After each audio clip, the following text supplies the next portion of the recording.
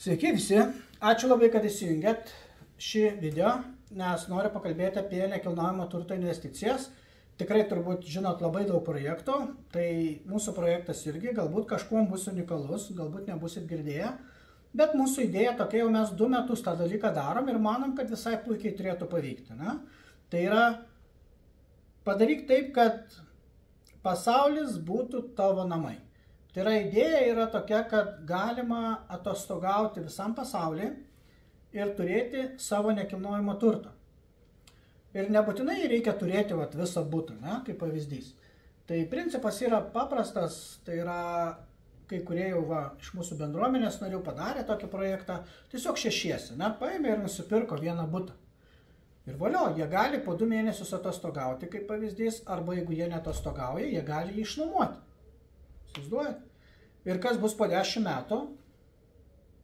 Maža to, kad jie gali atvažiuoti į tą šalį atostogauti, mėnesį, 2, gal 2 savaitės, bet po 10 metų tą turtą jie parduos greičiausiai 2-3 kartus brangiau ir dar liks pinigų.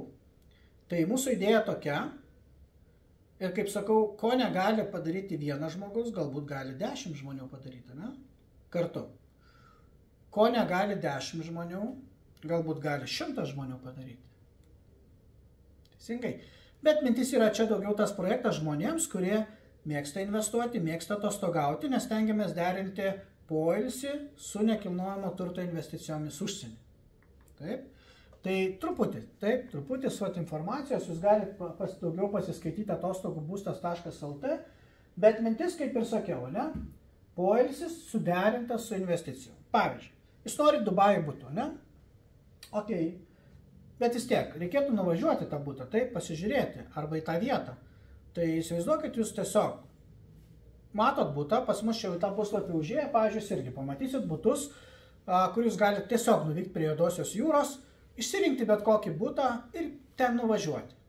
Pasižiūrėti, ar jums patinka ta vieta, ar patinka toksai kompleksas, ne? Gal jūs kažkokio kitokio norėtumėt, nes normalu, kad jūs investuotumėt kažkur toli į nekilnojamą turtą ir investuotumėt nemažus pinigus, logiškai yra, kad reikia nuvažiuoti, pačiupinėti, pažiūrėti, ar jums patinka ar nepatinka. Valio, žiūrėkit, jeigu nepatiko, nes labai dažnai pas mus yra problema, kad mes renkamės iš vieno, ne? Iš vieno draudimo, kartais iš vieno banko įmam paskolą.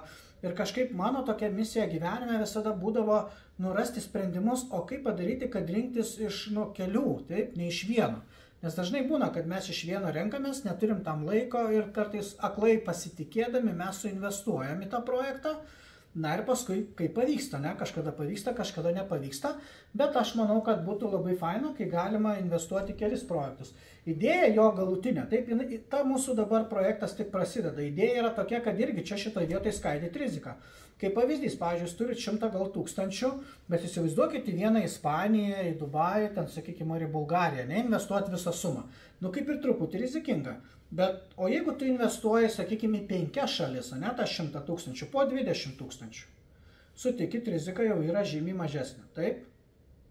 Tai čia jau biški didesnės sumos yra, taip, bet čia tiesiog sakau, kad čia yra tik bendraminčiai, finansiškai raštingi žmonės, kurie supranta rizikas, kurie galbūt dabar ir investuoja jau į nekilnojamą turtą, bet kartais žmonės, kaip ir dabar, daug žmonių irgi supranta, kad laikai yra ne patys geriausi ir kai kurie mano, kad tas nekilnojamas turtas dar brangs. Bet jeigu jūs pasižiūrėtumėt Skandinavijos šalyse aplinkui, ten yra situacija bloga. Ten nekilnojamas turtas krenta dviženkliais skaičiais, yra didelės bedarbystės, yra mažai užsakymų. Čia tiesiog nebūsiu pranašu, bet tiesiog tik tai sakau, bijau, kad Lietuvoje biški yra tokia neigiama, sakykime, žurnalistikos spaudos problema, kad jie įtakojami galbūt politikos ir aš bijau, kad po rinkimų, kai bus rudenį, mes tikrai pamatysim tą tikrąją krizę. Nes dabar, kas kalbatės su transporto įmonėm, su gamyklom, wow, ten kai pasišneki, ten 100 žmonių atleidžia, ne, o pas mus, kaip ir niekas nieko apie tai nekalba, ne. Dėl to tiesiog sakau, kad, tokius dalykus reikia valdyti kiekvienoj kartai šaly, analizuoti, kokia ten ekonomika yra, bet mintis suprantate, ne, tai yra poilsis suderintas su investicijom.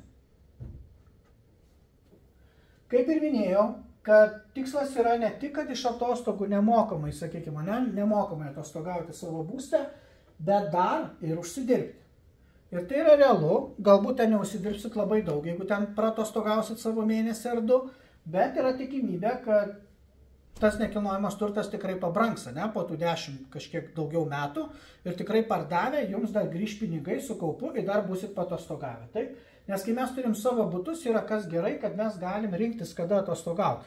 Pavyzdžiui, kai yra mažiau, sakykime, yra high seasonai vadinami, net tie, kai tikrai būna, kad ten net pats nenori važiuoti tą mėnesį, nes ten tikrai žinai, kad galima paimti maksimalų pelną. Nes ten, pavyzdžiui, Liepa, Rugpjūtis, ne, kaip ir pas mus Palangoje, nu tiesiog nėra laisvų vietų, ne, tai va tiesiog tą išnaudoti. O mes galim nuvažiuoti ir kitą dieną, arba galim tiesiog važiuoti į kitas šalis, kai pas mus yra high seasonas, ne mūsų šalyje, o mes galim važiuoti visai kitą pusę, ne?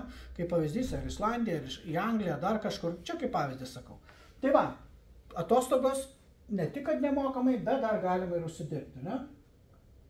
Ta, ką aš irgi minėjau, tai yra irgi teisingai supraskit, kai yra bendraminčiai, taip, tikrai yra daug mokyklų, kur tikrai mokosi žmonės kartu, eina pas tos pačius mokytojus, visi vienodai turi informaciją, visi supranta, visi žino formulės, kaip skaičiuoti, o nenusišnekėti, taip, jie žino, kaip tą padaryti. Ir kartais, kai susitinka vienas žmogus su kitu, jau dviese gali jau padaryti daugiau.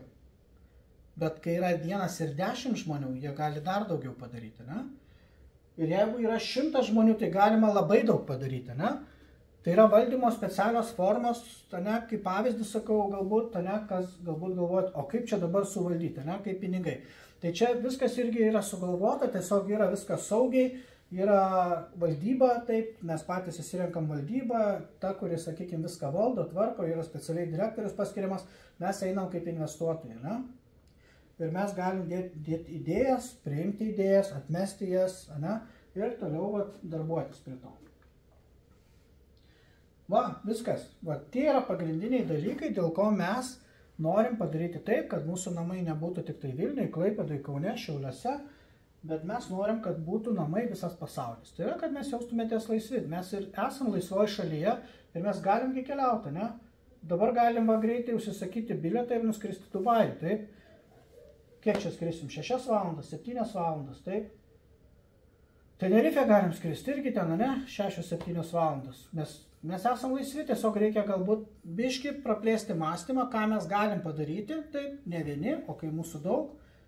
Ir šitoj vietoj tiesiog daryti, ne, svarbiausia yra daryti, ne, ne tik klausyti, ne tik kažką mąstyti, skaičiuoti, bet kartais reikia imti ir padaryti, kad ir mažą žingsnelį padaryti ir iš to išlošti, ne.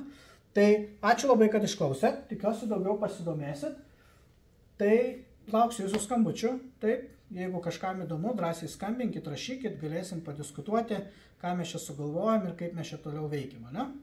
Tai sėkmės jums, sėkmės investicijose, būkit apdairūs, žiūrėkit rizikas, gerai, nes laikas tikrai nėra pats lengviausias. Sėkmės jums.